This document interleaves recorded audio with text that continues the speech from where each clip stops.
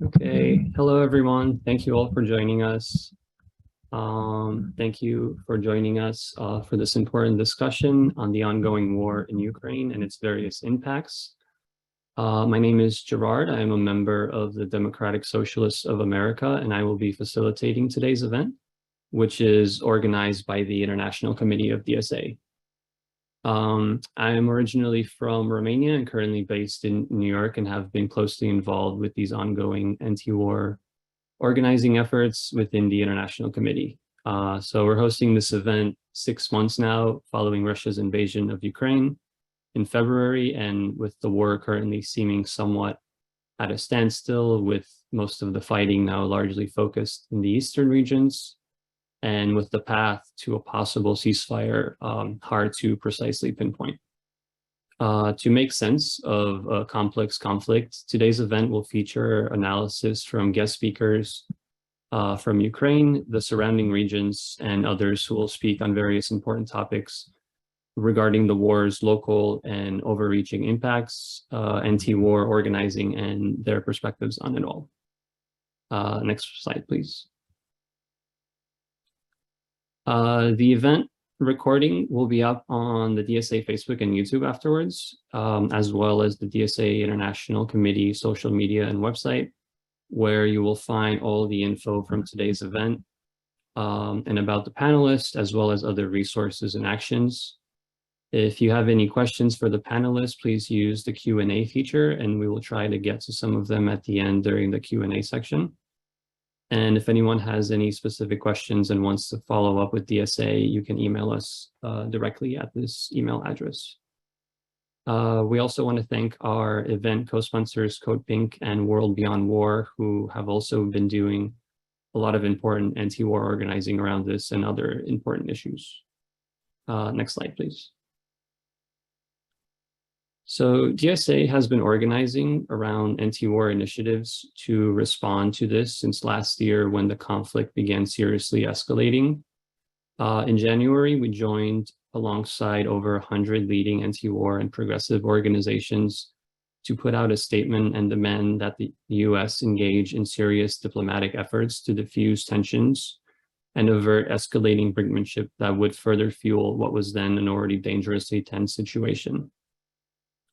After US failures in seriously heating negotiations and following Russia's invasion of Ukraine on February 24th, DSA responded by condemning the invasion and demanding the US pursue immediate diplomacy to negotiate a ceasefire and de-escalate this crisis, which the US and NATO itself had played underlying roles fueling in the lead up to the war. DSA has been working with the Peace in Ukraine Coalition, which is a large umbrella of anti-war and social organizations, which has helped organize hundreds of anti-war actions across the US and around the world over the past year. Our goal has been to build an anti-war response to the conflict in Ukraine and demand diplomatic efforts to negotiate in order to reach a settled ceasefire. Instead of just more of the same militarism and escalations that the US has been largely supporting through funneling tens of billions in weapon shipments and fueling record profits to war profiteers, effectively turning this conflict into a proxy war. After months of brutal war, mainly impacting working class people in Ukraine, as well as Russians who have been dragged into this conflict by the ruling class, and also exacerbating economic impacts across the world, the situation remains starkly dangerous and a settled resolution seemingly elusive. On the one hand, some semblance of a possible path to a diplomatic settlement can be seen through recent talks and the negotiations surrounding grain exports and prisoner exchanges, but on the other, US and NATO aversion to seriously engaging with finding a diplomatic settlement and increased military involvement and weapon transfers point to the possibility of an expanded war effort. To help make sense of all this, we are honored to be joined today by 6 guest panelists who will speak for about 10 minutes each to highlight some of the different important topics surrounding this conflict. After the presentations, we will host the Q&A sections and provide further resources and actions for everyone. While this is a seemingly contentious topic, we hope this will give some needed perspective to confront the mainstream warmongering rhetoric and present a helpful analysis to stress the importance of us all being actively politicized and involved in organizing around building a global left anti-war movement that can oppose rising militarism and help build towards a world that puts working class interests first. Next slide, please. So before we start, we also put together all the info for the event and other resources on our website on this page, and included several action items here as well, which I'll drop in the chat now for everyone so you can have them. I'll go over all of these again in more detail at the end, so please stick around. And to start us off, Olena will first give her perspective as a Ukrainian on the conflict, focusing more on the role of militarization and neoliberal reforms as forms of expropriation and impacts on race, class, and gender. Olena Lyubchenko is a PhD candidate and in political science based in Toronto and originally from Ukraine. Her teaching and research interests include neoliberal restructuring, dispossession, and financialization of social reproduction, as well as struggles around life-making. Olena's dissertation draws on social reproduction, feminism, and traces the transformation of the gender contract and social citizenship model from the Soviet to the post-Soviet era in Russia and Ukraine. She is an editor at Left East and Midnight Sun and faculty at Brooklyn Institute for Social Research. And Olena, you can go ahead. Hello to everyone, and thank you for having me. And I want to say hello, especially to people on Twitter, who I think should do something useful instead of calling me a Putin supporter. I condemn Putin regime's war in Ukraine, and of course I demand immediate removal of Russian troops, that they go home and deal with their own fascists there, as should Americans and Canadians deal with their fascists at home. There's plenty to go around. I'm from Eastern Ukraine, where the war has been going on for 8 years now, and I lost direct communication with my grandparents since this April. Our communities in the Donbas region of Ukraine have been stuck in a situation of poverty, fear, and violence for the last 8 years, surviving on remittances from Ukrainian cheap migrant domestic labor in Poland, in Western Europe, the USA, and Canada. Meanwhile, we are told that Ukraine is fighting a European war and Ukraine is defending Europe. So today, as a Marxist feminist, I want to move away from discussions of the military-industrial complex, military strategic questions. I'm interested in the everyday racialized and gendered dynamics of social reproduction in Ukraine, its European future, and the theatrics of European and North American sympathies with, precarious white Europeans, which Ukrainians have become, against a backdrop of colonial violence elsewhere, against a backdrop of Poland just months before the invasion, setting up high security systems on its borders to keep out mothers and children from Syria and Afghanistan. So today I would like to posit that self-determination must be defined as working people's control over social reproduction processes, control over life-making. This would require rethinking Ukraine as an anti-racist, pluralist, socialist political project from below, and crucially, indeed, it would require a critique of Eurocentrism.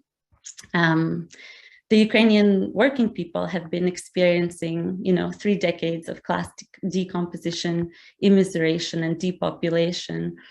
Post-Soviet Ukraine's industrialized economy, public infrastructure, and skilled labor force underwent a period of neoliberal shock therapy reforms in the 90s, or structural adjustment loans.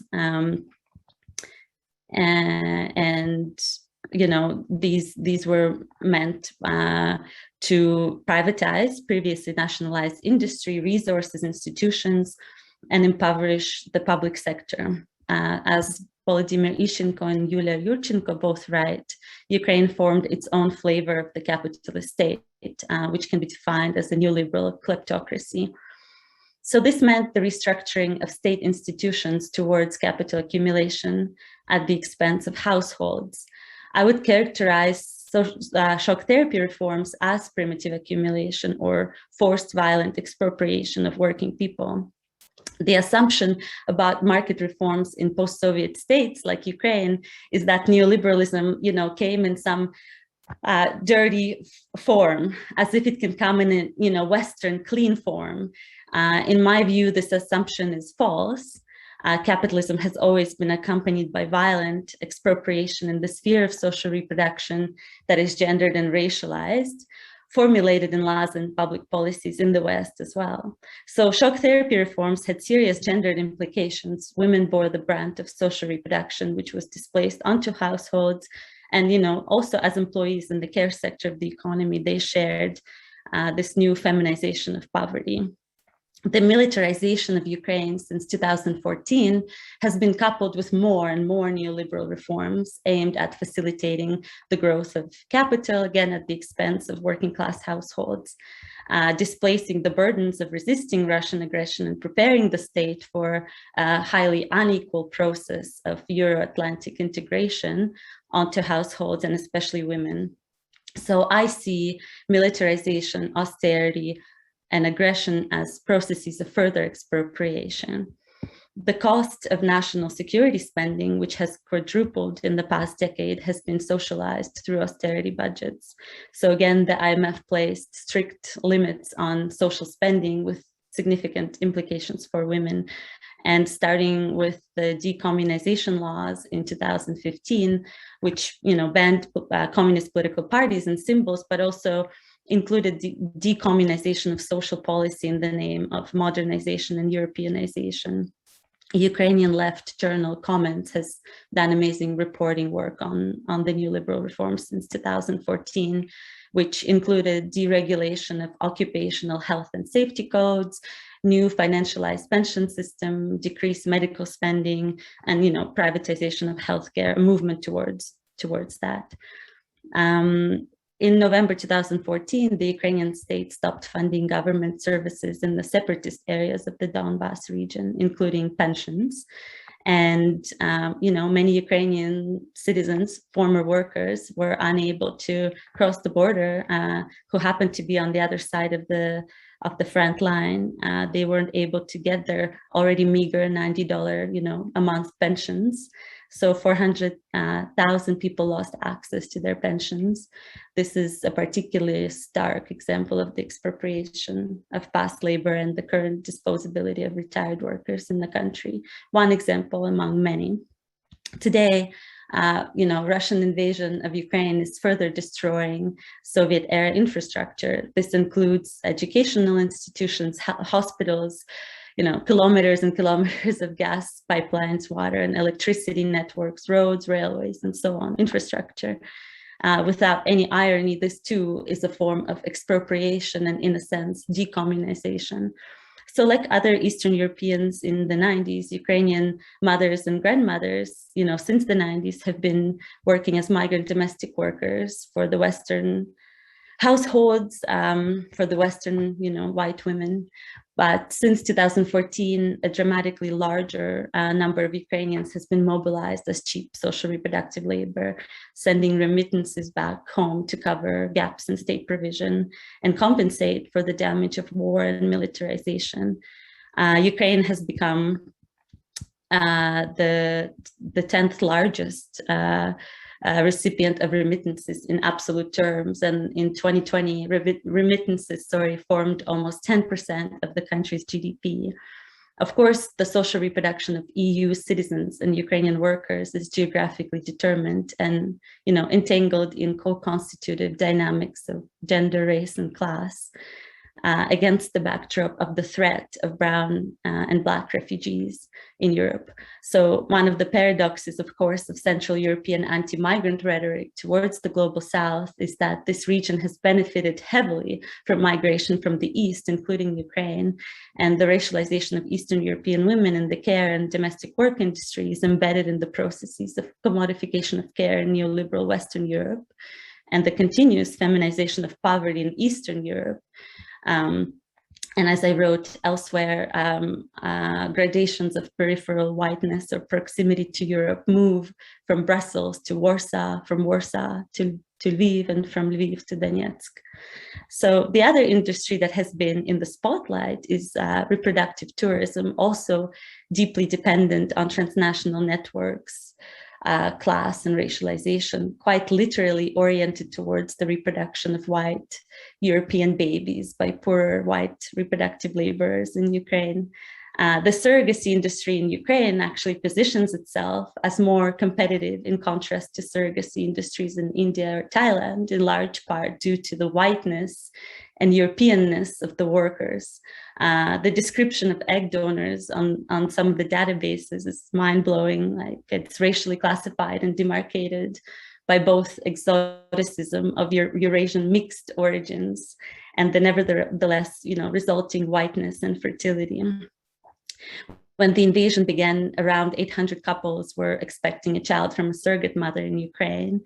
And surrogate mothers, nurses, children were stranded, of course. They were placed in a situation where they had to continue to provide care beyond the contract, while the parents, the adoptive Western European parents, were able to register a baby and come and get the baby in Ukraine. And of course, the EU border regime and differential and unequal regulation of the reproductive industry and labor across East-West divide downloads the economic risks associated with surrogacy onto the Ukrainian worker.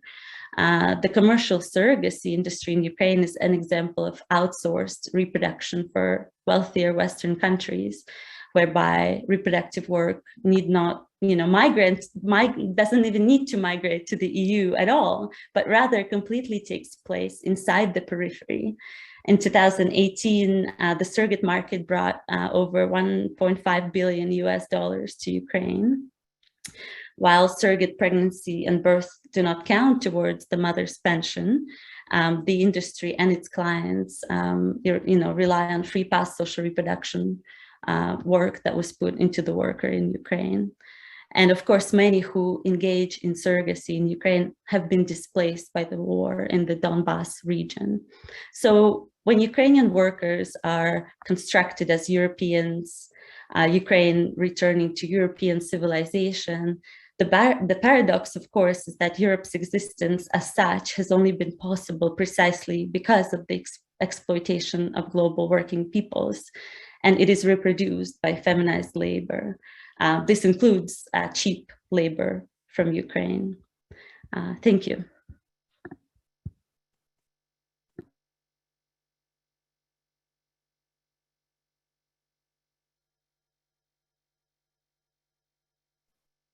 Great. Thank you, Olena.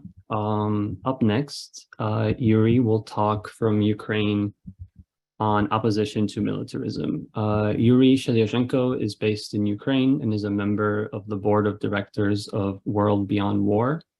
He is executive secretary of the Ukrainian pacifist movement and a board member of the European Bureau for Conscientious Objection. He obtained his PhD in law and Master of Mediation and Conflict Management degree from K-Rock University in Kyiv. In addition to his participation in the peace movement, he is a journalist, blogger, human rights defender, and legal scholar, an author of academic publications, and a lecturer on legal theory and history. Yurii, you can go ahead. Dear friends, thank you for the opportunity to discuss endless war in Ukraine, which boosts unfair glory and profits of violent capitalism, increases insecurity of women, turns workers into soldiers against their will, and burns grain needed to feed starving people in global south. Any war exacerbates suffering of oppressed classes, and real victims of war are not militant governments, but peace-loving civilians on all sides, killed, harassed, and deprived of means for living by the belligerents. Russia-Ukraine war, the most financed and reported of 10 ongoing armed conflicts in the world, remains the key battlefield of multifaceted great power struggle for geopolitical domination, and situation degrades along with deepening East-West antagonism. 10,000 people were killed, millions turned refugees and internally displaced persons, a lot of housing and vital infrastructure destroyed. Ukrainian economy is going to shrink half after Russian aggression, and Russian economy is seriously hurt by Western sanctions. In both countries, inflation is eating 1/5 of incomes. The NATO, United States-centered militarist oligopoly and the marketing department of US arms industry declared a strategic rivalry with Russia and China and continues its nuclear saber rattling and weapon supplies to Ukraine, prolonging the bloodshed ad infinitum. Russia seemingly plans along with NATO, showing readiness to nuclear escalation and hence provoking more Western spending on nuclear rearmament. It is a shame that all nuclear powers ridiculously smeared treaty on the prohibition of nuclear weapons and refused to sign it. After several years of bloodshed, extreme mutual weakening of Russia and Ukraine in this pointless and senseless war could lead to negotiations, but it would be peace on graveyard, not victory of common sense and peace movement, not the only viable option of win-win. The sooner we stop shooting and start talking, the better. United Nations did a miracle when successfully negotiated the food supplies to Global South with stubborn belligerents, but the UN, with its $3 billion budget, hardly can stop the war in Ukraine, which was already financed by more than $40 billion on Western side only, not to mention other ongoing wars, with total world military budget of $2 trillion. With wasting insane amounts of public money on military spending in the United States and the European countries, inflation is galloping there and worldwide. This universal negative impact of inflation shows that all economies are interdependent and no sanctions, wars, or autarkic policies could split the world economy to rival parts. All the world is suffering from militarization of conventional economic structure and wars and overproduction of violence in society, caused primarily by this structural problem, not because of some sort of fabulously evil enemies demonized by militarist propaganda. So, of course, unfair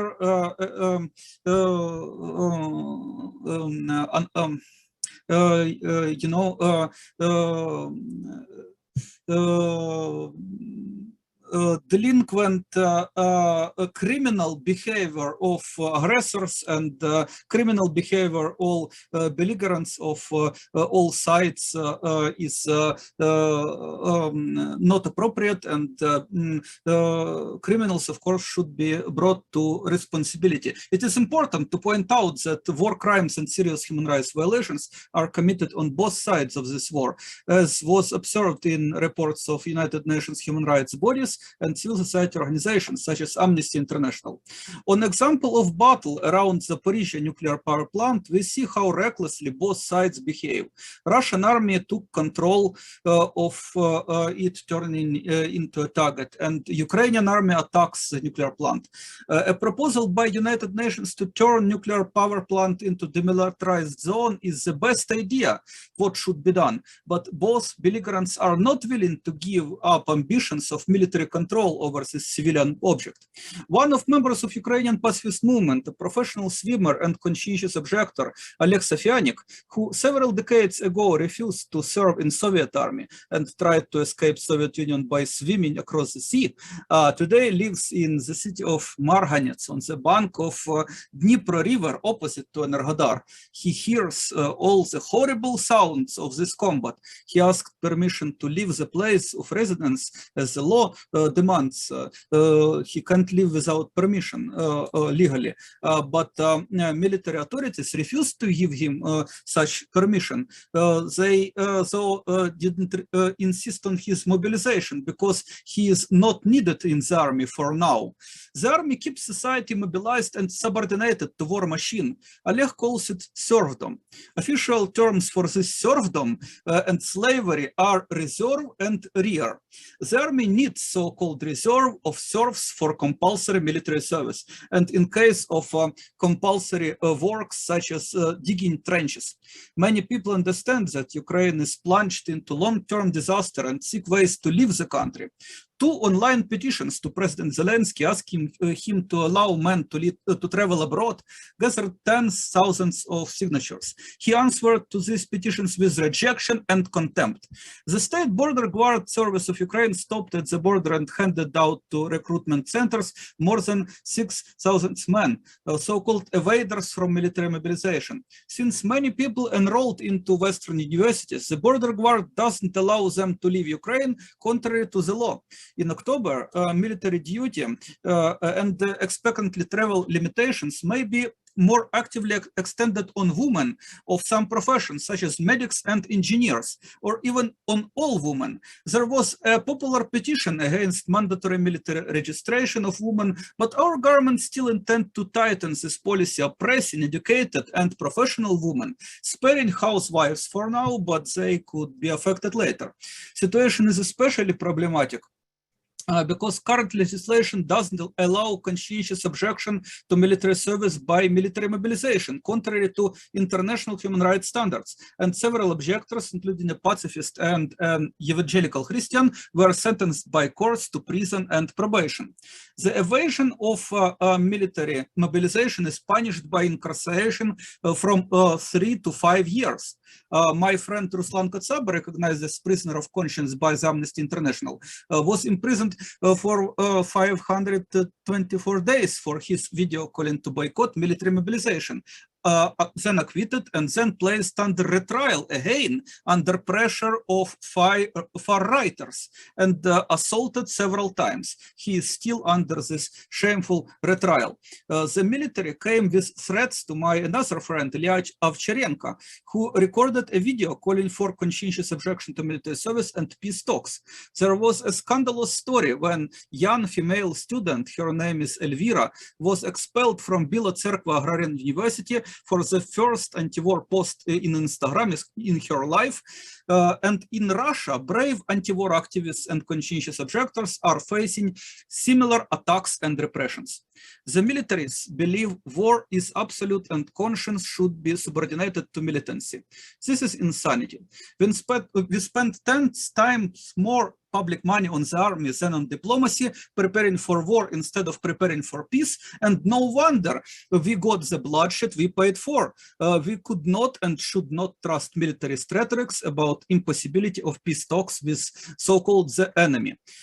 When you hear Russian fairy tales about the hegemonic Western empire of lies, or Western fairy tales about a couple of mad dictators ruining the world, just ask who profits from the universal militarized economic structure which wages war against people's common sense and incentivizes the media to spread such a nonsense. To push back on narratives and policies that further exacerbate the war, we should dismantle images of enemy, develop peace education, disseminate truth about human rights violations by all belligerents on all sides. Artistic, philosophical, and religious responses to well-funded warmongering mainstream in many cases are not enough satisfactory for people used to critical thinking. And I strongly believe that universal transition towards nonviolent way of life should be based on scientific pacifism, evidence-based decision-making, as well as popular literacy and awareness. We need academic base for seeking and advocating nonviolent solutions to end the war, for development of the culture of peace, including active movements for peace, social and environmental justice, and human rights. Since belligerents currently have structural and situational incentives for their bellicosity, these incentives should be removed or better replaced with positive incentives for peace process, appealing to hope for gains rather than fear of losses, because the war economy raised the level of tolerance for threats and pains. Dealing with the crisis of overproduction of weapons and violence by such monstrous form of capitalist enterprise as sovereign nation states, their arms industries and armed forces, competing for absolute territorial control via so-called monopoly on violence, we should understand it is a structural problem of current world economy, and structural changes are needed to stop all tens of current wars in the world, including the war in Ukraine.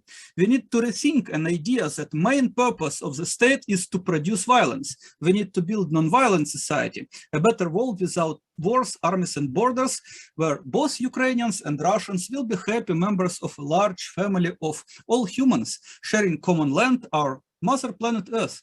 With this good kind of territorial integrity, Kyiv, Crimea, Donetsk, and Luhansk will be united on one planet ruled by a people-friendly, non-violent government. We need comprehensive and inclusive worldwide peace process, building non-violent relations between Russia and Ukraine, as well as between the East and West.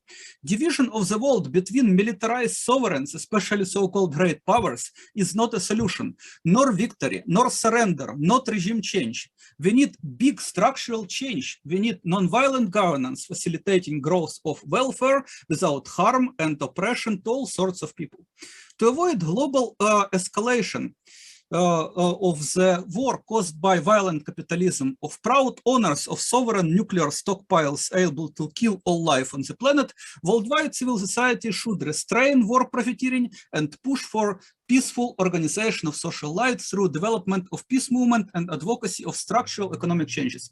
There are a lot of well-known political technologies of nonviolent life, and we could invent more and more of them. Nothing precludes reasonable popular choice in favor of peace, and people everywhere should say it loudly. And collectively, as in 1980s, millions took streets throughout the world, prevented nuclear war, and insisted on disarmament. 80% of nuclear stockpiles were scrapped on popular demand of the humankind when we acted like one people of our planet, like one family, global peace movement. We could and need to do it again to stop the war in Ukraine, to stop all wars in the world, and to build peace. A lot of non-violent work is ahead. Let's do it with hope and courage together.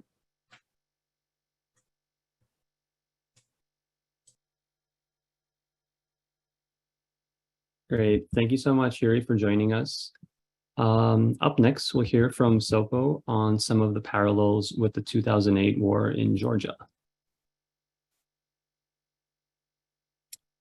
Okay, Sopo Japaridze is the chair of Solidarity Network, an independent care workers union in Georgia. She has been a labor organizer for over a decade, both in the US and Georgia. She co-founded the Institute for a Fair Economy, which researches and studies labor and social relations in Georgia. She is also part of People's Health Movement and is the contributing editor of Left East online publication. She also co-founded the Soviet Georgia History Initiative and podcast Reimagining Soviet Georgia. Sopo, you can go ahead. Hello, everyone. Good evening for anyone who's watching from Georgia. So I think what we first heard when Russia invaded Ukraine was this was something out of the Georgian playbook. I heard this a lot. Maybe I'm listening to it and seeing it more because I'm Georgian and I pay attention. Maybe no one else heard this, but since 2008, while in Georgia and elsewhere, the dominant narrative was that the president of Georgia was who invaded a sort of ethnic group within Georgia. There is disputed territories, of course, since the breakup, the collapse of Soviet Union. There's been so many ethnic wars that keep continuing and different kinds of wars because the idea of the nation state was something new. And nationalism has been something that's quite dominant. And this idea of living together under, and the word empire, not in a bad way, I'm just saying from different kinds of people to get under one roof was something that was no longer a viable thought. Everybody wanted to have and form their own states. And so within that, there was a very nationalistic, from Georgia, had a very nationalistic first president that pushed for, I would call it quite reactionary, fascistic viewpoints, and this alongside with other ethnic groups in Georgia who always thought that we would if we got like independence, would also then use our dominance to then sort of go after them. Were also afraid of the rhetoric, and then they had their own nationalism. And this led to two different wars at first, and then 2008 third war. The problem was the narrative that this was completely Russian engineered loses sight of real ethnic tensions and people who exist in these regions that don't want to be part of Georgia, and so this idea of like independence, like who gets it and who is acknowledged, is completely a game of world politics, right? So some people get to be acknowledged if they're separatists, some people do not, and it really depends on who is your sort of sponsor in this. And so the smaller ethnic groups in Georgia, which are now separatists, they were supported by Russia because they were smaller, and they lobbied Russia to support them against Georgian, wars. So it's just like in every other sort of post-Soviet, post-socialist country, similar dynamics have happened of who is sponsoring who's, independence and so on. So it's a huge mess. So 2008 war, if you look at it different perspectives, you can see that, this was clearly about NATO from both Georgia and from Russia. Georgia was attempting very openly to go into NATO, and the president was a bit of a wild card. And so this was a way. So if you ask some Ossetians, they will say that Saakashvili, the president, started the war because he wanted to get into NATO, hoping that this was his ticket in. While if you ask like Georgians, they'll say that like certain Georgian nationalists, who are on the president's side, will say, no, actually it was Russia was trying to bait him into war because he was trying to stop from joining NATO. So it's difficult to kind of assess what's happening at all times. I think a lot of people are playing out many different kinds of games in their heads. I think it's a lie to pretend only one side knows that they're trying to do something, the other side just doesn't know anything. It's, oops, I accidentally got into something. So I think like that is like a lie. Everyone is playing big games. Everyone has like different, strategies and tactics like planned out for what if the A happens, B happens. And if you want to talk about agents, then you also have to look at, the agency of Georgian president trying to get into NATO, doing everything possible he can to get there.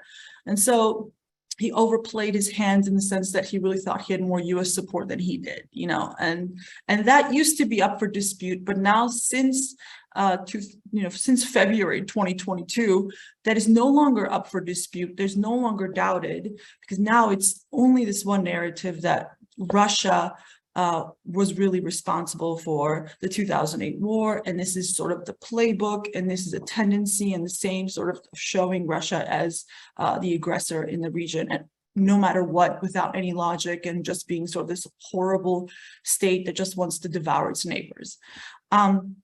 And with all this, I think the biggest problems really are what we really should be talking about, and it's always hidden, and I didn't really even realize it myself, how many like refugees from the 2008 war and from the 1992 and 93, from earlier wars, how they're horribly treated in Georgia, how in reality this neoliberalism and sort of capitalism that was sort of imposed on us, and also certain elites also at the same time wanting for that to be imposed, while people were going through, and this goes into the second question, of going through the hardest, probably maybe historical precedent of collapse of society and economy from 7 to 8 to 9 size, the Great Depressions of the US, that US always talks about the Great Depression. Several Great Depressions happened at the same time to people. Complete collapse. I'm surprised we've survived this long, to be honest. And so when you have a situation, when you have such economic and social collapse, and at the same time, wars and nationalism, ethnic wars, happening, and then you have something like neoliberalism being introduced, where the state no longer should play a role to help, like social responsibility is completely pushed back. It's a recipe for disaster. And so you get a population that's I don't, I hate to like use these like sort of psychology terms, but they're traumatized. You have a population everywhere in the post-Soviet world that's traumatized. They've been declassed. We used to have like good jobs and status and money, or at least have like their subsistence and like social life like met, so things that they needed are no longer, they're no longer be able to meet them. And so you have a society that's declassed, they're forced into immigration when they're also declassed. Of course, like the biologist who's now, caretaker for someone in Italy, right, or Germany, or wherever they're going.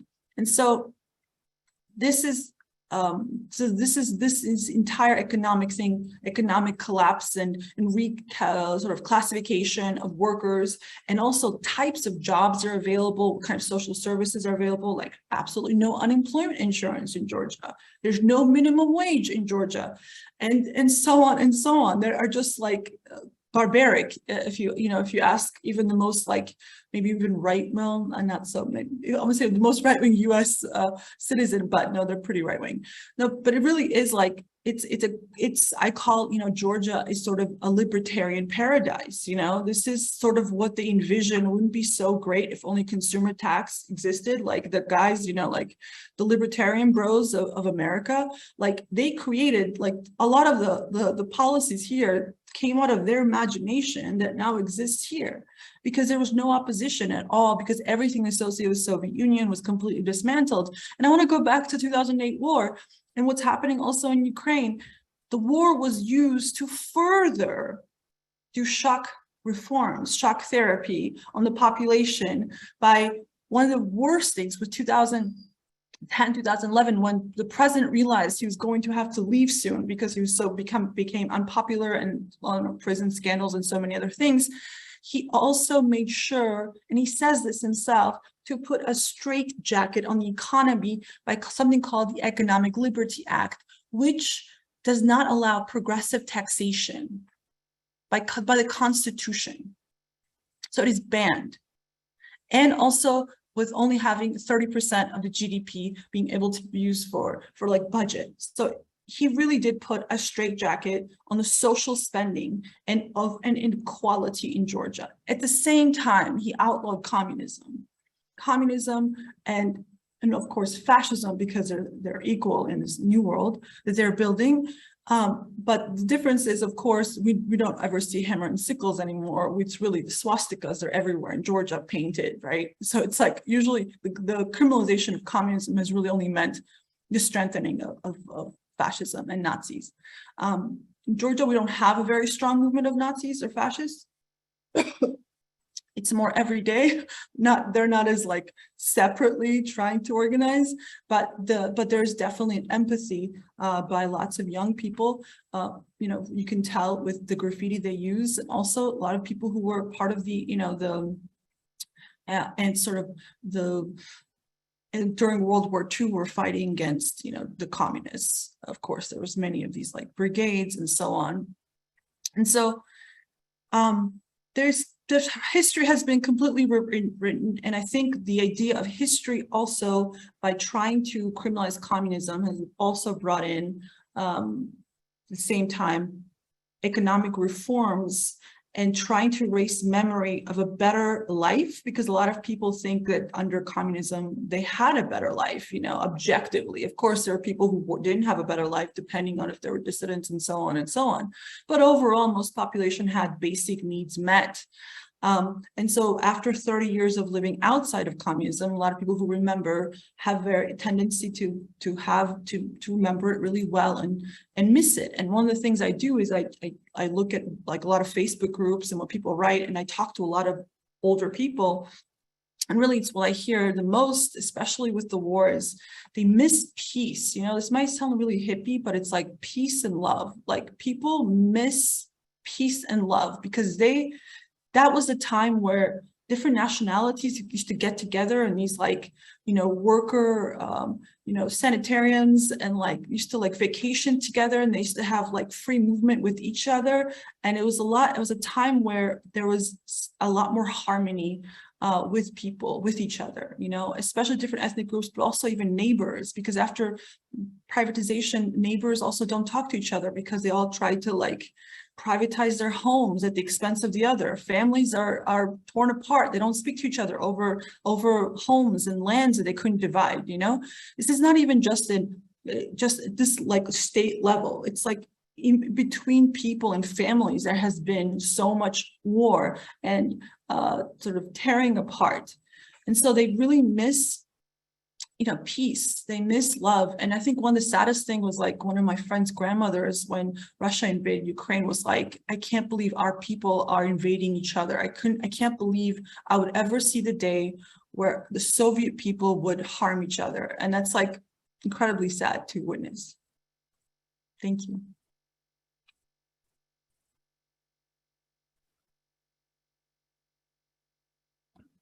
Great. Thank you so much, Sopo.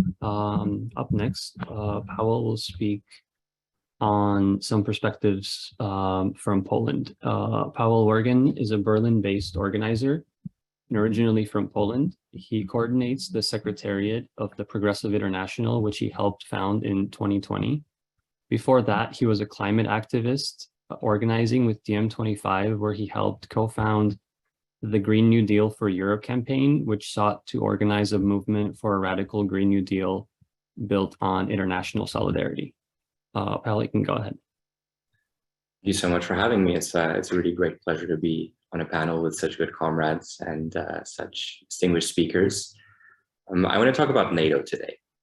I think it's time that the Polish left and the Eastern European left has a serious conversation about NATO, about what it means, or what it is, about what it means for our relationship with the world and what it has meant for our country. Since February, this really unfortunate tendency emerged on the Polish left. And by the Polish left, I mean the entirety of the Polish left, with the exception of the Communist Party of Poland and a couple of smaller groups, which says, we have done our duty of solidarity to the third world. We have listened to the third world, and we have criticized our government's intervention, complicity in the war in Afghanistan. We have done our job, and we have criticized our government's complicity in the war in Iraq. We have done our job in criticizing our government for making Polish land available for the torture of innocent people under the US's program of global kidnapping and extermination. We have apologized, we have criticized, we have published statements, we have done our jobs. But now we want the defensive bits of NATO. We want the Article 5 commitments. We want a wall of American guns within our territory pointed at Russia, because our analysis says that unless those guns are there, Europe faces colonization. And I have seen arguments not much more sophisticated than that make their way into political party programs. It's astonishing. And it brings to mind this tragically naive perspective which existed in parts of Poland in the waning days of our socialism, which I imagine was true throughout the former socialist bloc, where some people believe that when the free markets come, we'll get our Levi's, we'll get our McNuggets, we'll get our VCR players, we'll get our sneakers, but we'll keep the universal health care. We'll keep the mass housing program, we'll keep the jobs guarantee, we'll keep the affordable public transport. And of course, you can't have it both ways. And you can't have it both ways with NATO. Joe Biden came to Warsaw in 1997. He gave a speech at this Euro-Atlantic conference at the University of Warsaw, where he outlined the conditions that Poland would have to meet to join NATO. He did his kind of mandatory points about democracy and human rights, and then he made some interesting remarks about the economy. He said, every nation, of course, is free to choose its own economic model. But it just so happens that every NATO member state subscribes to the free market model in which the private sector plays a dominant role. And then he went on to criticize our own program of shock therapy. Now, I know Poland is often upheld as a country which weathered the storm, which wasn't as affected, which didn't witness the collapse that we saw in Georgia, that we saw in Ukraine, caused by the mass privatization of our economy. You know, some people attribute that to the unique characteristics of the Polish capital markets, or the size of our country, or, you know, the particularly skilled bureaucrats at the helm of that program. But no one talks about the fact that from day zero, Germany funneled us with money. And Germany funneled us with money, tens of billions of dollars, because they wanted a stable neighbor and because they wanted a reliable export partner on their border. So they funneled us with money. Then the European Union started funneling us with money. And despite that, 2% of the Polish population left the country in search of jobs. 14% of the adult population of Poland at one point or another had left the country in search of higher wages. Now, that's not a sign of a healthy economy to me. But anyway, Joe Biden was giving this speech. He praised our shock therapy program, which, by the way, happened with zero democratic accountability. Zero democratic accountability. No one knew what was coming. He praised this, and then he said, but don't stop now. He said, to make sure that the Polish people have a real stake in their economy, to make sure that economic and not political motives govern Polish institutions, Poland will now have to privatize its state copper industry, its airline, its telecommunications sector. And he went on and listed industry after industry. And to maintain that you can be against neoliberalism, that you can be a socialist, but that you can pick and choose the things that suit your political narratives from the NATO alliance, is to fundamentally misconstrue what NATO is, which is that it's the tip of the spear that guarantees the spread, the cancerous spread of the US-led neoliberal order. And we've heard from Olena that the same processes have already been underway in Ukraine. Of course, with immense pressure, oftentimes from Western countries and institutions. We know the RAND Corporation has been drafting proposal after proposal. The RAND Corporation is one of the brains of US militarism for Ukraine's post-war reconstruction, which involves the selling off of thousands of state-owned corporations on top of what's already been done. And we've heard from Sopo that very similar things have been happening in Georgia. You know, this is a form of neo-colonialism in slow motion. And that is why I've always maintained that we in Eastern Europe, the Slavic people, the people of the Caucasus, the people of Eastern Europe, have much more in common with the people of the Third World than we do with imperialist interests in the United States. And that's why we have to always return to the question of Iraq. That's why we have to always return to the question of Afghanistan and to Libya and to the other wars of aggression that NATO has led and that the US order has led. You know, these wars, they destroyed nations. They killed millions of people. They destroyed tens of millions of livelihoods. And to say that we can wash our hands of them because we published a statement, but now we're going to support the funneling of money into an institution that was responsible for those crimes, is to spit in the face of every person in the Third World who's victimized by that aggression. And the really tragic thing for me, but the thing that gives me a tremendous amount of hope, is that not 40 years before we got into this mess with NATO, Poland was in Iraq. Polish architects were in Iraq. Polish urban planners were in Iraq. Polish builders were in Iraq. Polish electricians were in Iraq. Polish doctors were in Iraq. You know, after the Second World War, we were a country in ashes. We were destroyed. And we rebuilt the entire country in 25 years. And it turned out that experience was valuable to the countries of the Third World. So we went to Iraq. We went to other countries in Africa, in the Middle East, and our architects worked hand in hand with people on the ground to help them build cities of dignity, to help them build their own mass housing programs, to help them build hospitals. And then we bombed those cities.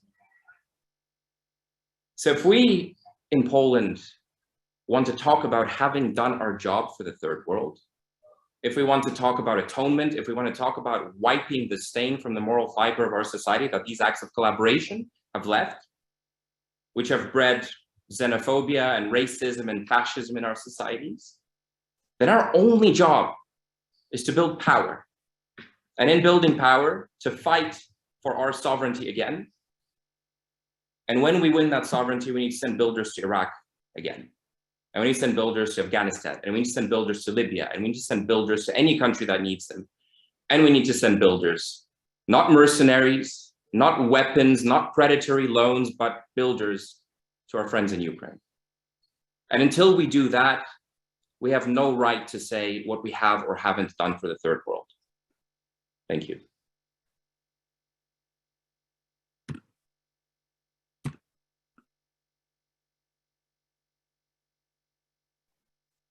Great. Thank you so much, Pawel. Up next, Professor Wolff will talk on U.S. geopolitical interests in the war and how working class people here in the U.S. should relate to it. Richard Wolff is a professor of economics emeritus at the University of Massachusetts Amherst and a visiting professor in the graduate program in international affairs of the New School University in New York City. He is the founder of Democracy at Work and host of their nationally syndicated show, Economic Update. His latest book is The Sickness is the System: When Capitalism Fails to Save Us from Pandemic or Itself, which can be found at democracyatwork.info, along with his other recent books, Understanding Socialism and Understanding Marxism. Professor Wolff, you can go ahead. Thank you very much. I appreciate the opportunity. I will try very hard to abide by the 10-minute limits that you have set for us. But then I beg your understanding that I will be blunt and not able to give the nuances that these topics require in order to get the basic ideas across. And I'm going to be blunt both in substance and in form. Okay. The United States position, as I understand it, and I was born and lived my entire life here in the United States, the position is that the United States is willing and prepared to fight this war to the last Ukrainian. It is likewise willing and able to keep the war going to that last Ukrainian, so long as it can pull the money needed to make all that happen out of the American working class. It has been busy since February, actually starting before that, doing both things. Reorganizing the economy to fund this kind of endless war. And believe me, it is an endless war that is on the agenda for the reasons that I'm now going to lay out. For me, the events in Ukraine, horrible and painful as the suffering there obviously is a footnote to a completely different issue, program, proposal, campaign. And that is the campaign of the United States, more than any other country, to try to cope with what it now sees. That is, when I say it, I mean the ruling classes and governmental officials in this society, as an existential threat that emerges from the People's Republic of China. That is how this should be seen. That is definitely how it is being seen by the leadership in the United States, of the military, of the civilian side as well. The problem is the terror here is governed by the fact that a terrible miscalculation was made back in the latter part of the 20th century, when it was presumed that the collapse of the Soviet Union in 1989 meant that anything like that, of course, therefore China, would pretty soon have more or less the same outcome. It would implode on itself and go away.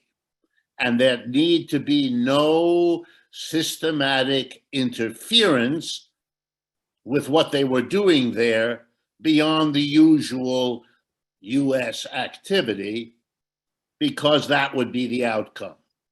That is now, and don't have the time to explain this, but that is now understood to have been a mistake.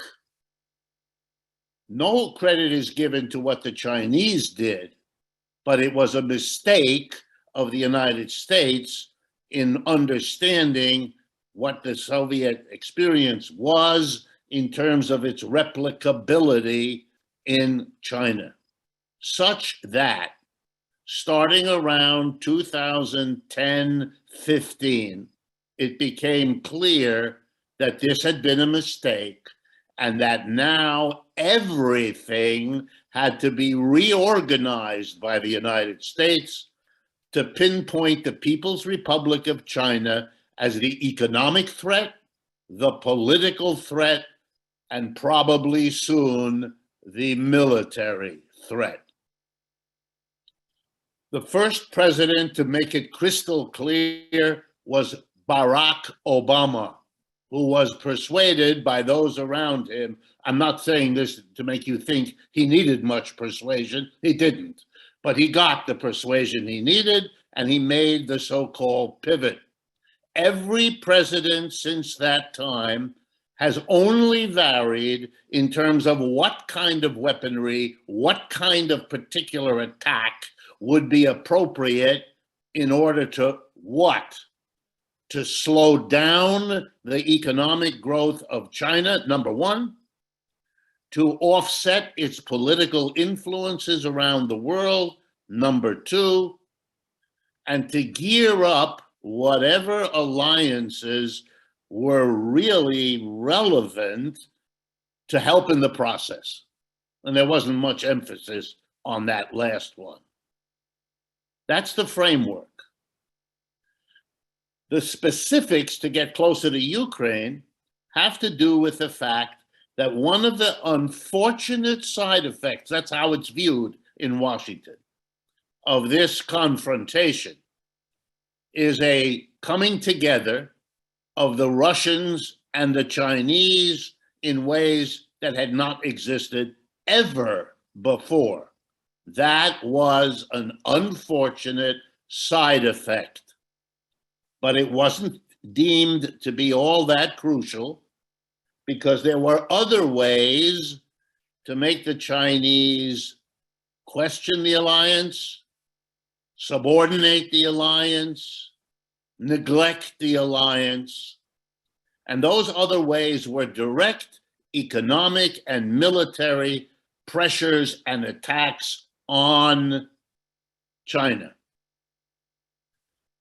To give you an example, there are many, but to give you an example, when President Trump, at that time president, decided that his number one foreign activity would be to attack China, blame China for the loss of jobs in the United States, blame China for anything else one could think of, the decline of American industry, all the rest of it. His chosen tactic was a direct economic war on China led by the tariff program. And it's very important to see that for the example that it is. A tariff program which made everything Americans consume coming from China, which is a great deal, much more expensive because you're hitting them with a tariff. This direct effort to smash China at the expense of the United States had to be covered over. So the president repeatedly explained to the American people that it is the Chinese who pay for the tariff. It was so embarrassing that leading economists had to go on television after the president spoke to kind of haltingly explain that no, the Chinese don't pay a tariff, the American importers do. And then that was quickly shoved off the television screen, and we heard again how the Chinese are going to pay for it. The dominant feeling in the United States, therefore, is that the United States, is a declining empire, and that the Chinese are the next empire, that the Chinese are to the US what the US was to Great Britain. And that process is very far along, hence the growing urgency. And the conception is the following, although this is not uttered publicly. Our best shot to remain the dominant empire is to get rid of the challenger, and time is on the challenger's side, so we now have to act aggressively, quickly, pay whatever the price is, and when we can, weaken whatever system of alliances the Chinese have.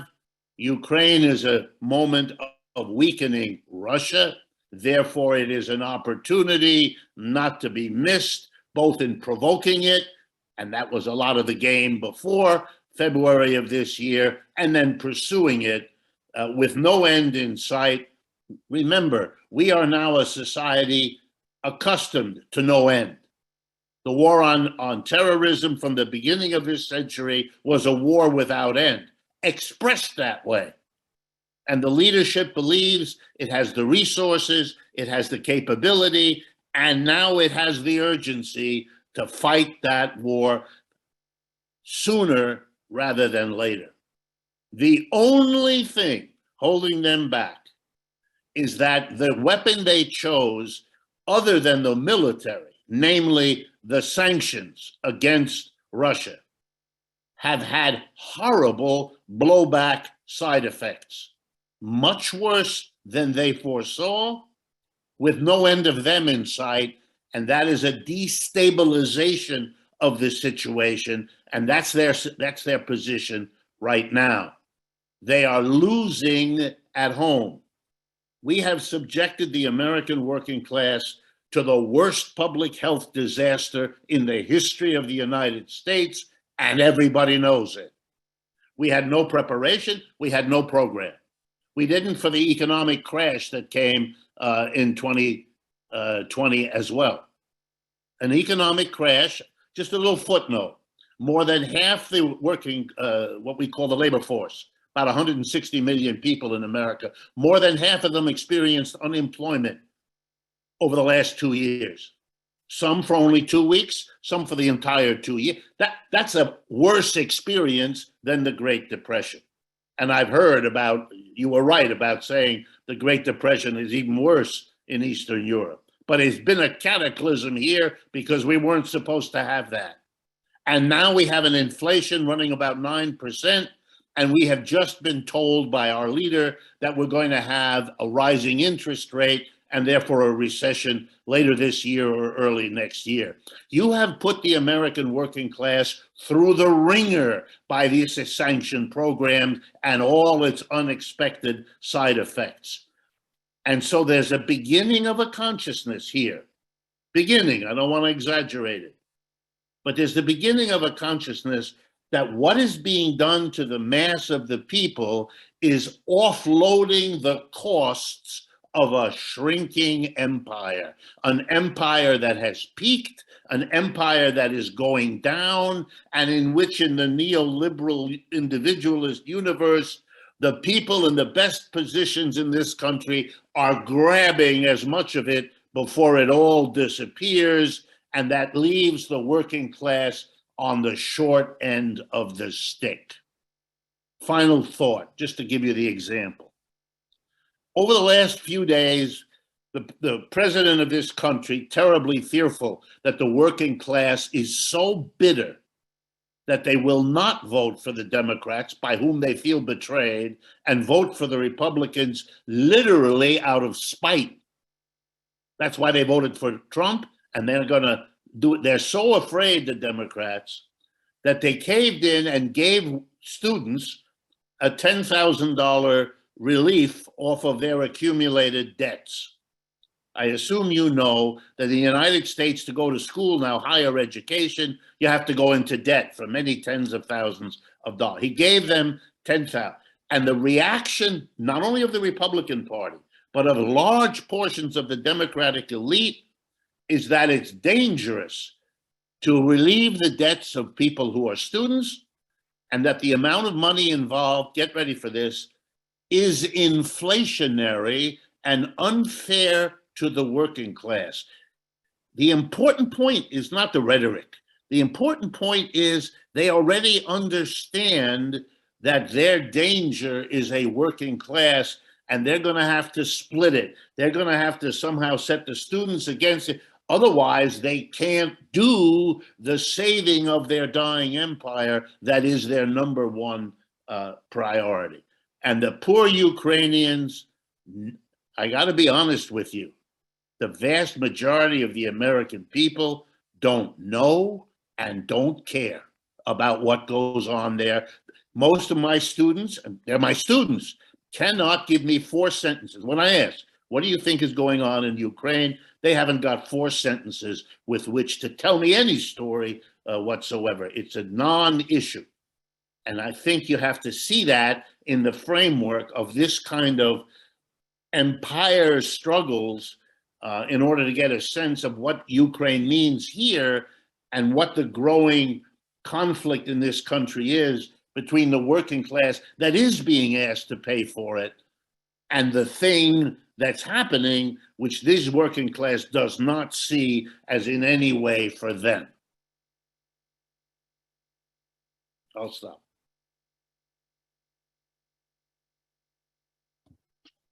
Great. Thank you so much, Richard. Our last panelist will be Vijay, who will discuss some Global South perspectives and the global ramifications of the war. Vijay Prashad is an Indian historian and journalist. He is the director of Tricontinental Institute for Social Research, chief correspondent for Globetrotter, and chief editor of Leftward Books. He has published over 30 books, including most recently, The Withdrawal, Iraq, Libya, Afghanistan, and the Fragility of US Power, which he co-wrote with Noam Chomsky, and previously Washington Bullets, A History of the CIA Coups and Assassinations, as well as the 2-volume history of the modern world, The Darker Nations, A People's History of the Third World, and The Poorer Nations, A Possible History of the Global South. Vijay, take it away. Okay, thanks a lot. It's great to be with everybody. Thanks a lot. It's an honor to follow Richard Wolff, the most eminent Marxist historian, economist in the United States and elsewhere, really. I'm talking to you from one of the national, centers of the movement of the landless workers of Brazil, the MST. I have beside me the various nuts that the MST produces. Also produce really good chocolate. The reason I'm showing this to you is that here you have an organization, a mass organization, the largest in Latin America, which is busy building agrarian reform, busy building agroecological food production, busy making the world a socialist place. They're busy doing that. They're not like the United States government, which is busy creating inflation around the world, busy selling arms to everybody, busy, in fact, destroying the world through climate change. These are 2 models. You can either sit with the United States government, a destructive force, one of the most destructive forces on the planet today, or you can be with people like the MST who are building the future.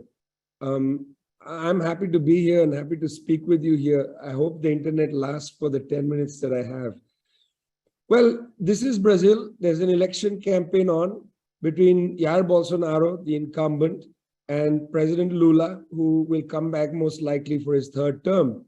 Even Mr. Bolsonaro, subordinate in many ways to the United States, a neo-fascist by anybody's definition, even Mr. Bolsonaro was uneasy with the US narrative on Ukraine, even Mr. Bolsonaro.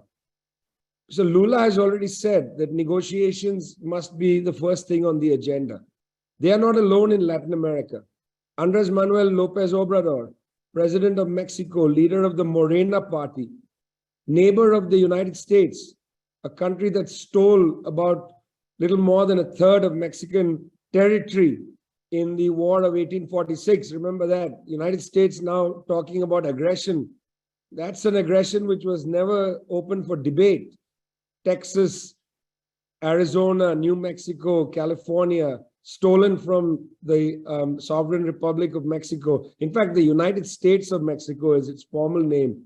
Even Andres Manuel Lopez Obrador said openly, he doesn't agree with what the United States is doing by blocking negotiations in Ukraine, doesn't agree with the idea of arming the Ukrainians. That's the two largest countries in South America, Brazil and Mexico. Go to the African continent. Volodymyr Zelensky, keen to speak to African leaders, very keen, organized by putting immense pressure through the US State Department, that's Antony Blinken.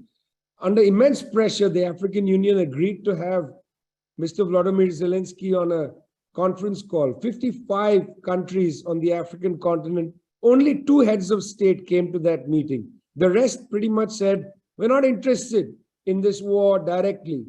Yes, we are terribly moved by the suffering of people in war, but we're not going to focus everything. We're not going to drop our own concerns to focus on a European war. No, that's not what we're doing. We have our own problems. India, moving to Asia, one of the largest countries on the Asian continent, led by a government utterly subordinate in many respects to the United States. Foreign Minister Jaishankar said quite correctly in front of Antony Blinken, this is a right-wing government. If Bolsonaro is a neo-fascist, so is Mr. Modi. Jaishankar, standing right next to Blinken, says to him, this is your problem, not ours. You can't make us break ties with Russia. In fact, we're not interested. We're not interested. And he said, you know, got to go look at the facts. The energy that Europe imports is very much of interest to India. He said what India imports from Russia in a month, Europe imports in an afternoon. That was the attitude of the Indian government. Why I'm saying all this, I want to lay out a little picture for you. Most of the governments in the South are simply not enamored by what the Western media and the US government have been saying. And there's quickly 4 points. I think I have enough time to go over these quick 4 points of why I believe that governments like the Mexican government or the Indian government simply not enamored by what the United States is saying. 4 points. First point, look, most of these countries simply don't want to be bullied by the United States anymore. This is just a subjective thing. It's very clear, and in Jaishankar's attitude, it was even more clear.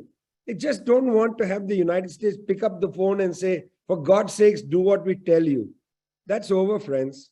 I'd just like to tell you, those who are in the United States, that is over. Countries are just not interested in that anymore. One reason they're not interested in that anymore is that they are not so reliant on the United States for financing and so on as they used to be. Now they turn to the People's Bank of China, or they go elsewhere to seek financing. They're simply not interested in being bullied by the US government. So that's the first point.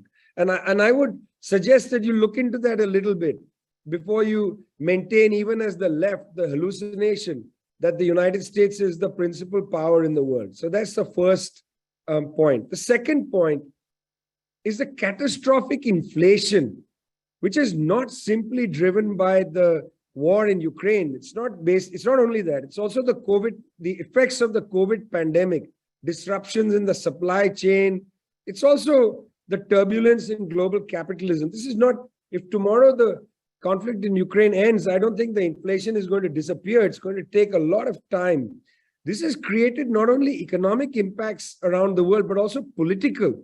We saw that in Sri Lanka, where a government was overthrown.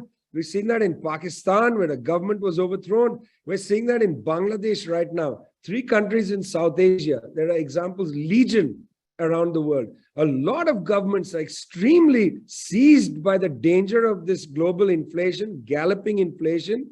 They are seized of this politically. So they're not willing to say somebody should pay the price for the United States and NATO refusing to allow negotiations in Ukraine, which is exactly the political problem there now. They are not willing to pay the price for that. So they're not going along with it. That's the second thing. Third is they just don't see the Western narrative.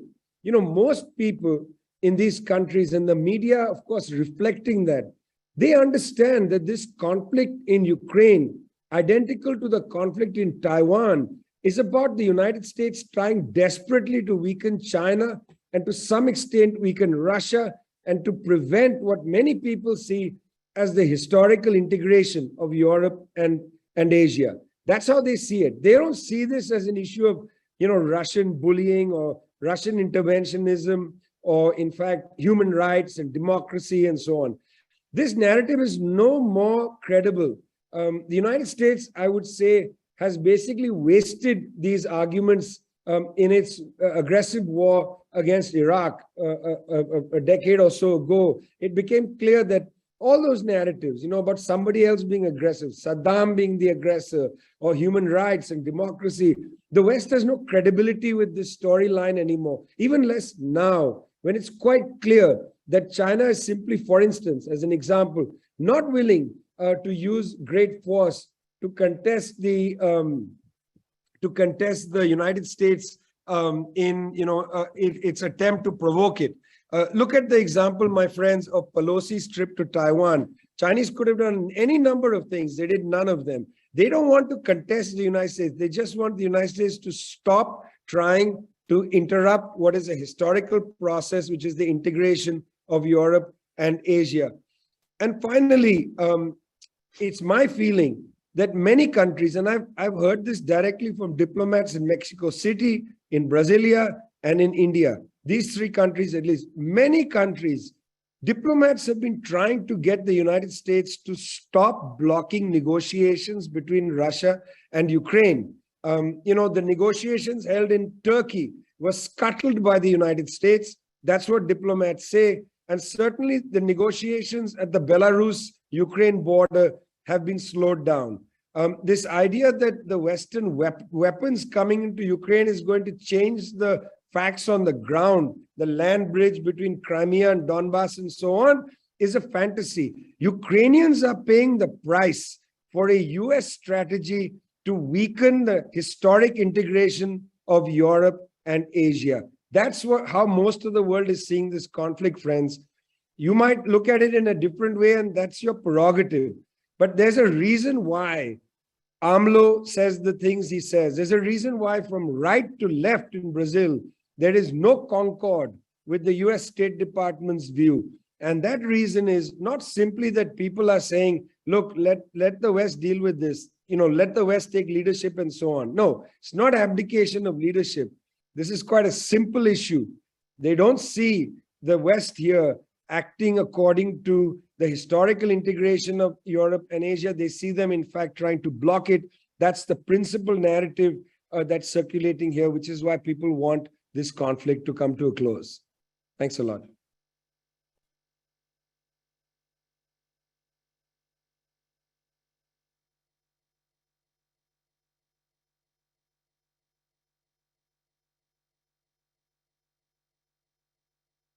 Cool. Thank you, Vijay, and to all our panelists for your presentations.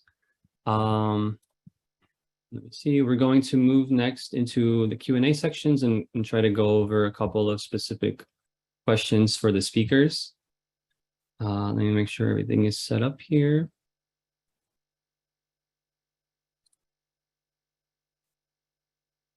Okay, so I think a couple of the questions that people are having and that have been pretty common in this surrounding this this conflict is like how to respond to people that say there can't be any sort of negotiations with Russia, that it's a form of appeasement, that this has to be like there can only be like a military victory basically in terms of how to end this conflict. How do you think a resolution to end the war and to avoid escalating conflict as well might actually look like? If anyone wants to try to touch on any of that, like any of your thoughts on it, I think that's one of the sort of main things that comes up regarding this. Well, can I take this? Of course, people who are saying that there can't be any negotiations with Russia are just wrong because there is always a space for talking instead of shooting. You know, even when we are remember these Western films, there are people who are pointing guns to each other, and we see this violent attitude. They are ready to shoot each other, but they are starting to talk, and this incident is over. And even violent imagination, in that case, this cultural stereotype from old archaic culture of violence contains simple ideas how we can find common ground, how we can avoid necessary bloodshed. And of course, we have a lot more than some sort of popular culture. We have a lot of techniques of diplomacy. We have a very well developed system of international negotiations and peace building. We have international organizations, United Nations, and we have developing culture of peace. Can you imagine, for example, during the Second World War, journalists asking leaders when you will stop the war, or this sort of Black Sea Grain Initiative, the deal to resolve some global problems such as global hunger, negotiated with both sides. We have a much more developed culture of peace and methods of nonviolent conflict resolution than in the past. We also have a lot of methods of nonviolent resistance to injustice. And these methods can be used not only by some sort of inspired, like human shield or like political influence movements. You know, when Russia annexed Crimea, Putin said that mothers and children will came before armed forces, and it worked. And on the other hand, we have this non-violent start of coup in Kiev. Before violent power grabs in Kiev and in Crimea and in Donbass, there were non-violent popular movements. And if this politics remained non-violent, all could develop completely in different way. But unfortunately, this archaic violent approaches of the past were very tempting. They were funded a lot, as I said. World budgets of war, financing of the military is 2 trillions, near 2 trillions, and financing of United Nations, annual budget of United Nations is only 3 billions. It is a contrast which shows how we are under investing into the development of non-violent organization of international relations. And of course, all sane people should insist on negotiations, insist on peace talks, not only between Ukraine and Russia, but also between East and West. We need big transformations, and this propaganda of enemy image, creating false impression that you can't talk with Russia, or in Russia they say you can't talk with Ukraine. It is just not realistic. People can and should talk always. And talking about this idea how the escalation of conflict can look like, I believe that political leaders now are very involved into the conflict, and we need non-violent power intervention. We need development of global peace movement. Many people should pressure governments to commit to peaceful solution. There are no obstacles to achieving peace except of ambitions and greed and superstitions. People can say loudly, we demand peace. If you're democratic leaders, please deliver peace. If you're not democratic leaders, please go away and let fair and democratic leaders to resolve this shameful and absurd conflict of the past. Great, thank you, Yurii. Unless anyone else wants to also say something on it, I think another question that might be important to talk about is like what do people think that building a left working class movement might look like in post-socialist states, with all of the problems associated with the past and the propaganda that people have been subjected to over the past 30 years of transition to capitalism, and what sort of role has this transition as well played in these conflicts in the area, not just in Ukraine, in Georgia as well, like also in Moldova. I wonder if anyone wants to talk a bit on that. I think, I'm from Romania. I think there's a sort of a hard sell to people who think, like, for example, that NATO, they take NATO expansion as just like, sort of, they rationalize it and legitimize it in a way that is, very detrimental towards building any sort of movement that can actually put working class interests first.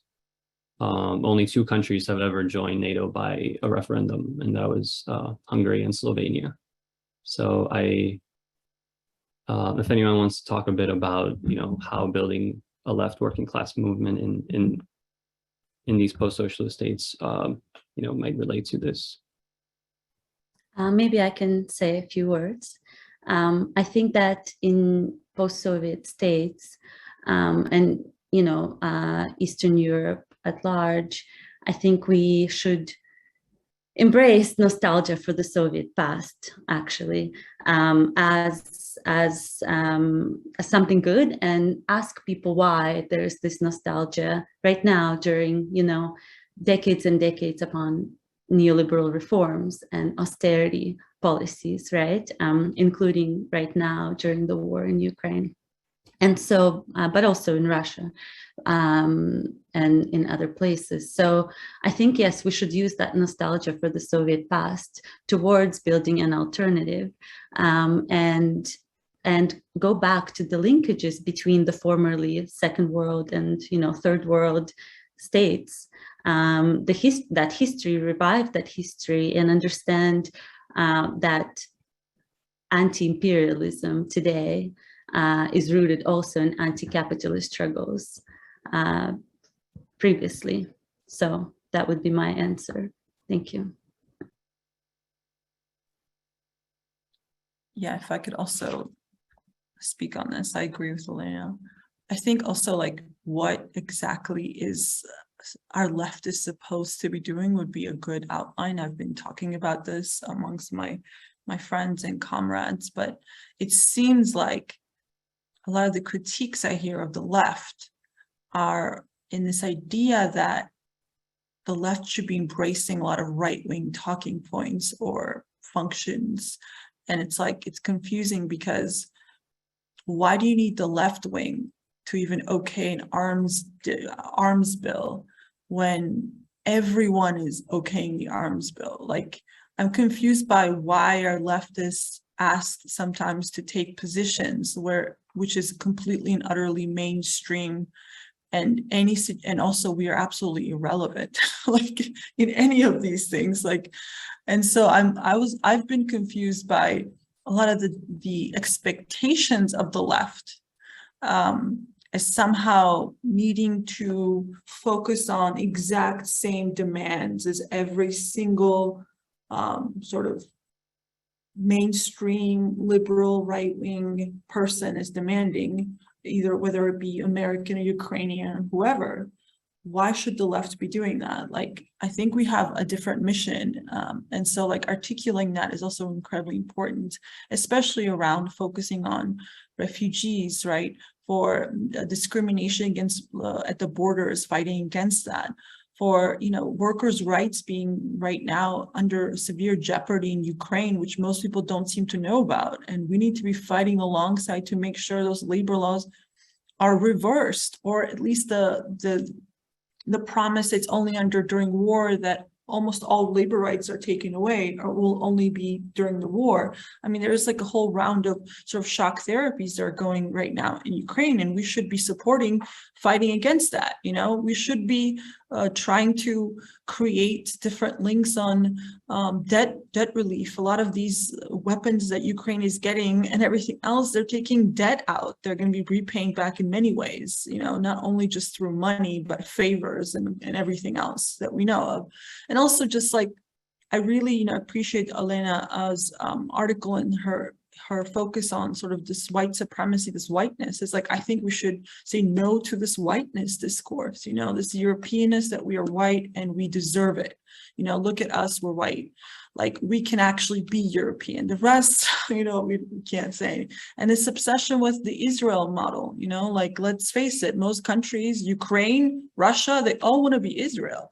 I mean, this is also the, you know, US made Israel into what it is and able to function in this with complete impunity, you know? And so like, I think there's like a lot of ways we can link up. And I don't think it should be only a question of like, do you want to arm Ukraine or do you not? And if you do not, then you're a Putinist. You know, like, it's like, if you believe in negotiations, which we have always believed in negotiations in every single context, right? Like, always, I'm a union labor, you know, person. I literally, I started strikes. Like, I understand what the strike is for, why you strike. I also know that use it as leverage to negotiate. You know, I also know that no matter how much you want, you're still not going to get that. You know, so there's so many things that like anyone who's had practical experience in even just basic things like not basic, actually, it's pretty amazing, strikes would understand that, you know? So this like zero tolerance, maximalist positions are really not helpful in any possible way.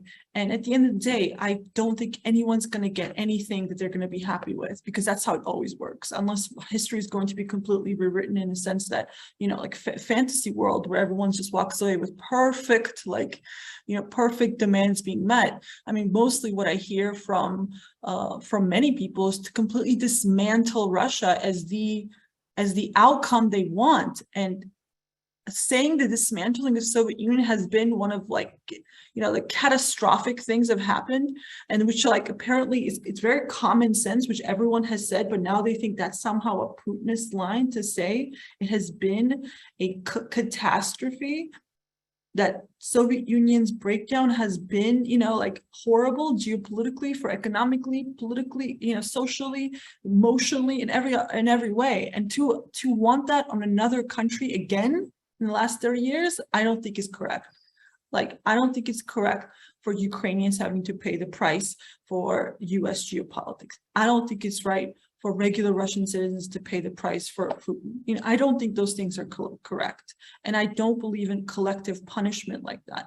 I constantly say, I was radicalized during the, you know, war in Iraq, war in Afghanistan. Like, I come from, and I lived in the US. Like, That's where I understood, that's where I became sort of political. I have never in my life seen anywhere where people were like, unless they were like far left, right? Like, you know, far left places, so-called, where Americans were not accepted, or they were like told to go home, or they were discriminated against for the invasion of Bush. Like the collective punishment, I feel like is extraordinarily bad.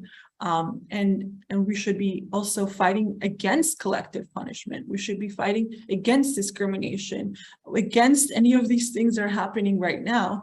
And I think that those could be the links that we have. We actually have them. We have the working class stuff. You know, we have the sort of the way we think about the world is much more humane and redemptive, right? We are, that's what the left stands for. And I think we should embrace that and not dissolve ourselves into nationalist politics, not dissolve ourselves into some kind of, you know, soft liberalism, because that's the mainstream. And apparently if we're not rah-rahing every 2 minutes, you know, with like, you know, buying the Vogue cover of Zelensky, somehow we are not for Ukraine or Ukrainian people, and we're for invasion, or we're for terror, or we're for war, because war is an incredibly horrible thing. And I don't want to wish that on anyone. And that's why I think a lot of people are trying to stop war and actually trying to think about how we can actually build a better world that's not based on more hardship, and think not just in the next 1 month or 2 months, but think in the next 10 months, 20 months, 30 months, and 40 months, and years in advance. Thank you. Sopo mentioned the new labor law that was passed. I just want to say a quick note on that. So Zelensky ratified Law 5371, which removes rights for workers in small and medium-sized companies, basically in companies with 250 employees and less. They now have to negotiate their own contracts with, and will not be covered by the National Labor Code, which means this is really 70% of the Ukrainian labor force. Collective agreements negotiated by unions no longer apply. Trade unions cannot legally veto workplace dismissals, and so on, right? And, you know, actually under pressures from trade unions, a qualification was added last minute that this law would last only until the end of the war, right? So it was supposed to last forever. And, you know, Zelensky government actually tried to pass this law in 2021. I just want to, you know, show that there's this continuity of neoliberal reforms, and that, you know, war is a good opportunity to entrench and institutionalize further neoliberal reforms and expropriation of workers. We are told that because of the war, the state cannot afford welfare, labor protections for workers. So I think what we can ask working class movements in the West, in the global South, is to support, you know, Ukrainian working class people, to support unions in fighting this law, which is totally unjust, totally anti-worker. And of course, this will last after the war as well. We know this already.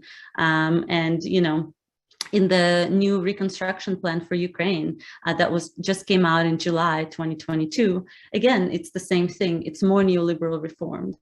So yes, that is the practical thing we can do here in the West.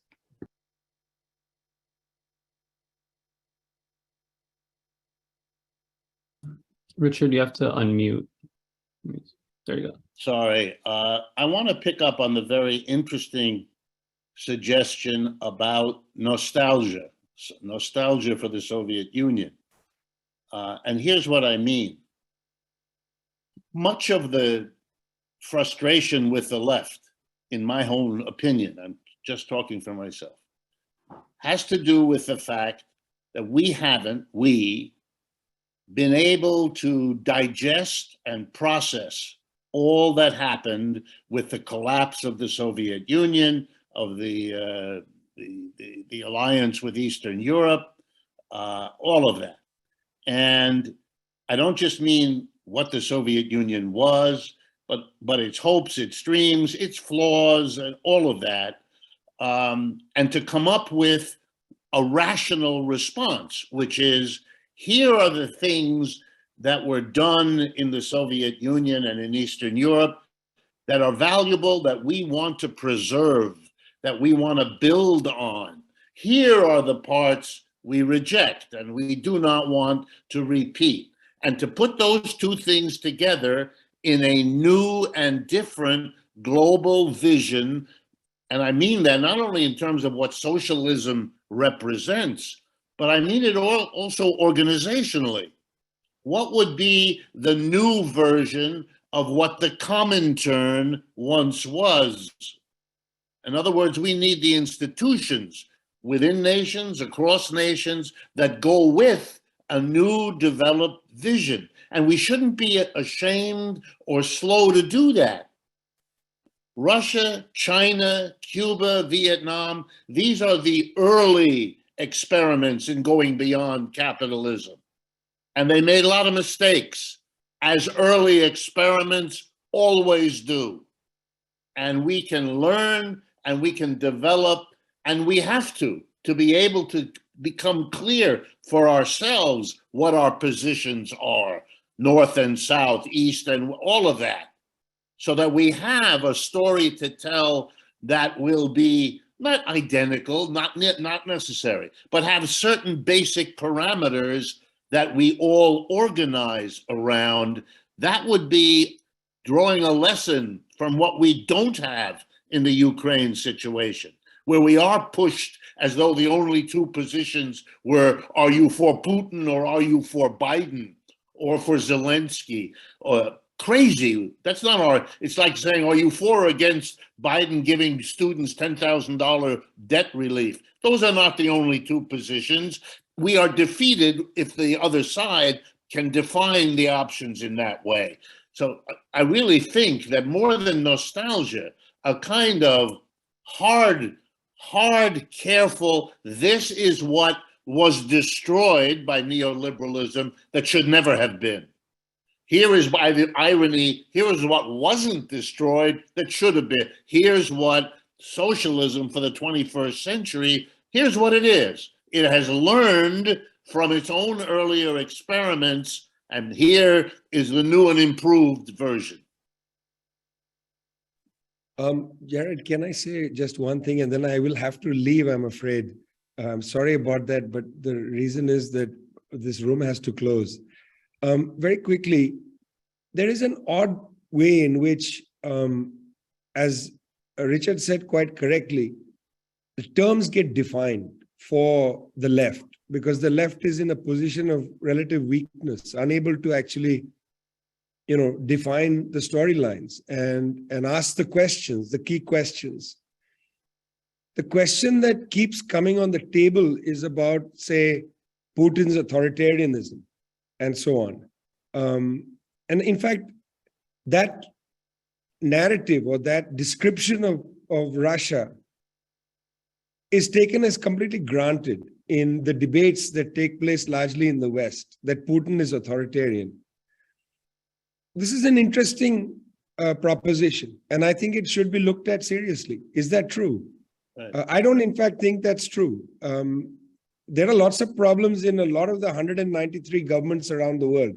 United States doesn't walk around blue in the face talking about authoritarianism in Morocco or in Saudi Arabia, where absolute monarchies govern. These are absolute monarchies which don't have elections. Russia has elections. Now, we can say, well, there's fraud in the election, there's bullying, there's a kind of internal limitation to the election. But certainly, even a fraudulent election is better than none at all.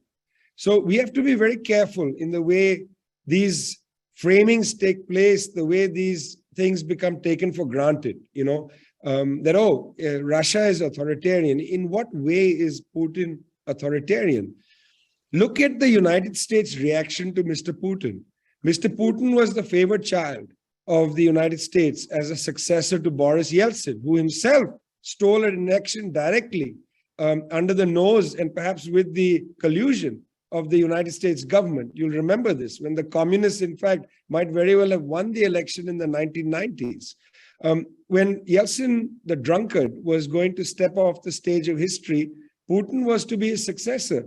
At that time, there was nobody in the US government that said anything. When Mr. Yeltsin pummeled Chechnya, the United States waved the flag and said, go for it. When Putin then pummeled Chechnya, the United States says, well, let's wave the flag and go for it. Even Thomas Friedman of the New York Times wrote a column saying, rooting for Putin. What changed? How did Mr. Putin, one-time complete ally of the United States, suddenly become a despot? Be very careful by the US government the way the US government does it. Did it to Saddam Hussein, again, an ally, funded, backed by the US government in the war against Iran, suddenly authoritarian. They did this to Manuel Noriega of Panama. I'm not saying these are all great people, okay? It's just the way the United States has this ability to turn, the propaganda machine and color a leader with a blanket statement saying that they're authoritarian. The question is why? Why did this happen? Well, during the time of that great crisis of capitalism in 2008, 2009, and so on, Putin went to the Munich Security Conference, preeminent conference of world leaders, and he said very directly, we don't want one single master anymore. It's the first time, first time a Russian leader since the collapse of the Soviet Union has actually made critical remarks about the United States government.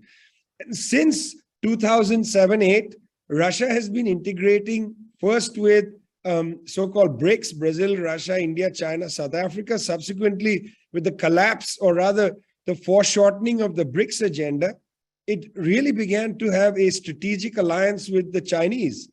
Well, look, there's a good reason why suddenly the United States is bent out of shape about authoritarianism in China and Russia.